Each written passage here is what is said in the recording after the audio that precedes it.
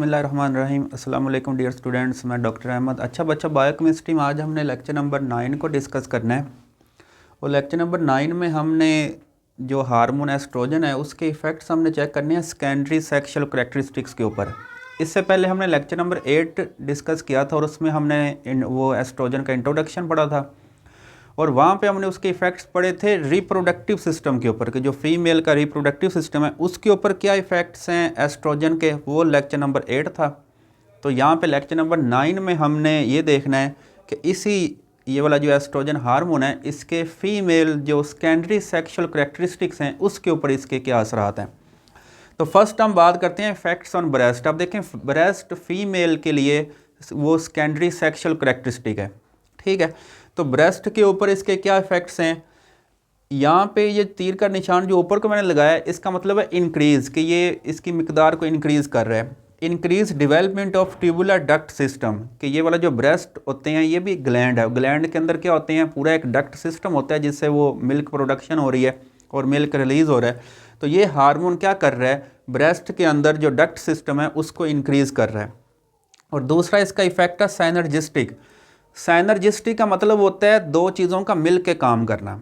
तो ये वाला जो एस्ट्रोजन है ये एक और हार्मोन के साथ मिल के काम करता है और उस हार्मोन का नाम है प्रोजेस्टेरोन, जो हम इसके बाद लेक्चर नंबर 10 में इसको डिस्कस करेंगे। तो ये वाला जो एस्ट्रोजन है ये प्रोजेस्टेरोन के साथ मिलके काम करता है और ये दोनों क्या कर रहे हैं, स्टिमुलेट ग्रोथ ऑफ ब्रेस्ट। तो ये ब्रेस्ट की ग्रोथ को क्या कर रहे हैं, स्टिमुलेट कर रहे हैं फीमेल्स के अंदर। दूसरे नंबर पे हम इसका इफेक्ट चेक करते हैं स्किन के ऊपर, कि हमारी स्किन के ऊपर इसका क्या इफेक्ट है। तो ये हार्मोन क्या कर रहा है, वस्कुलरिटी ऑफ स्किन, ठीक है। तो ये तीर का निशान ऊपर है तो इसका क्या मतलब है, इसका मतलब है इंक्रीज़। तो ये हमारी स्किन के अंदर जो ब्लड वेसल्स हैं उनकी मिकदार को क्या कर रहा है, ज़्यादा कर रहा है, ताकि वहाँ पे जो ज़्यादा ब्लड सप्लाई है वो हो। और दूसरे नंबर पे ये क्या कर रहा है, softness and smoothness of skin, ठीक है, कि ये स्किन की जो सॉफ्टनेस होती है, स्मूथनेस होती है, जो स्किन का जो मुलायमपन होता है उसको ये ज़्यादा करता है। इसीलिए कि ये वाला जो हार्मोन है, कि ये जो हम मेकअप का सामान लेने या उसमें वो सोप्स होते हैं या क्रीम्स होती हैं तो उसके अंदर ये हार्मोन यूज़ होता है, ठीक है। तो इसके बाद हम इसका इफेक्ट चेक करते हैं वॉइस के ऊपर, कि हमारी जो फीमेल की जो आवाज़ है इसके ऊपर इस हार्मोन का क्या इफेक्ट है। लेरेंक्स ऑफ फीमेल, लेरेंक्स हमारी बॉडी का वो पार्ट होता है जिससे आवाज़ पैदा होती है, तो लेरेंक्स को हम वॉइस बॉक्स भी कह सकते हैं। तो larynx of female retain in prepubertal size. Prepubertal size का मतलब ये होता है कि हमारे अंदर जो मेल है, मेल में लेरेंक्स का जो साइज़ है वो इंक्रीज़ होता है। तो जैसे ही लेरेंक्स का साइज़ इंक्रीज़ होता है तो हमारी आवाज़ की जो पिच होती है वो लो होती है, इसलिए मेल में आवाज़ भारी होती है। लेकिन अगर हम फीमेल में आवाज़ की बात करें तो फीमेल की आवाज़ हल्की होती है, ठीक है। अब उनकी हल्की आवाज़ क्यों है, क्योंकि उनमें आवाज़ की जो पिच है वही क्या है, वो हाई है। तो ज़्यादा पिच होगी तो आवाज़ क्या होगी, हल्की होगी, वो चीखने वाली आवाज़ होगी, ठीक है। तो इनमें जो लेरेंक्स का साइज़ है वो बढ़ता ही नहीं है, मतलब जो बचपन में साइज़ होता है उतना ही रहता है अडल्ट होने के बाद भी, ठीक है। तो इसलिए इनमें जो आवाज़ होती है फीमेल में वो हल्की होती है। उसके बाद इसका इफेक्ट चेक करते हैं स्केलेटन के ऊपर, ठीक है, कि हमारा जो ढांचा स्केलेटन है इसके ऊपर इसका क्या इफेक्ट है। तो ये क्या कर रहा है, काजिद ब्रॉडनेस ऑफ पेल्वस। पेल्वस हमारा ये वाला जो पेट है, पेट से नीचे वाला जो पार्ट होता है इसको पेल्वस कहते हैं। तो फीमेल में ये हार्मोन क्या कर रहा है, उनके पेल्वस को ब्रॉड कर रहा है, ठीक है। तो दूसरे नंबर पे ये क्या कर रहा है, ये इंक्रीज़ कर रहा है ऑस्टियोब्लास्टिक एक्टिविटी को। ऑस्टियोब्लास्ट, ठीक है, ये हमारे बोन के सेल होते हैं। हमारी बोन में 3 किस्म के सेल होते हैं, ऑस्टियोसाइट होते हैं, ऑस्टियोब्लास्ट होते हैं और ऑस्टियोक्लास्ट होते हैं।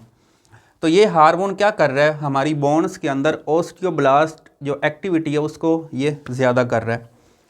अच्छा, ये थे इसके इफ़ेक्ट सेकेंडरी सेक्शुअल करैक्टरिस्टिक्स के ऊपर फीमेल में। अब हम इसके अलावा कुछ और भी इसके इफ़ेक्ट्स होते हैं वो उसकी हम बात करते हैं। तो पहला इसका इफ़ेक्ट है इफ़ेक्ट ऑन प्रोटीन मेटाबॉलिज्म, कि इस हार्मोन का प्रोटीन मेटाबॉलिज्म के ऊपर क्या इफ़ेक्ट है। तो ये हमारी बॉडी में ये क्या कर रहा है, इंक्रीज़ कर रहा है synthesis and deposition of protein, के प्रोटीन की जो मिकदार है, प्रोटीन का जो बनना है उसके अमल को ये क्या कर रहा है, तेज़ कर रहा है। और दूसरे नंबर पे पॉजिटिव नाइट्रोजन बैलेंस ये करवा रहा है। पॉजिटिव नाइट्रोजन बैलेंस का मतलब क्या होता है कि हम देखें, हम नाइट्रोजन लेते हैं, हम नाइट्रोजन कहाँ से लेते हैं, प्रोटीन से, क्योंकि प्रोटीन के अंदर नाइट्रोजन होती है।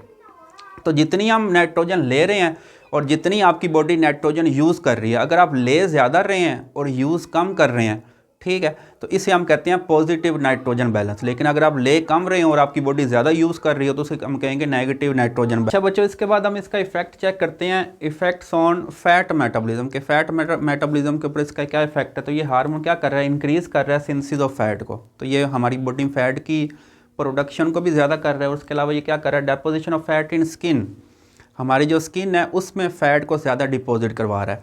ठीक हो गया।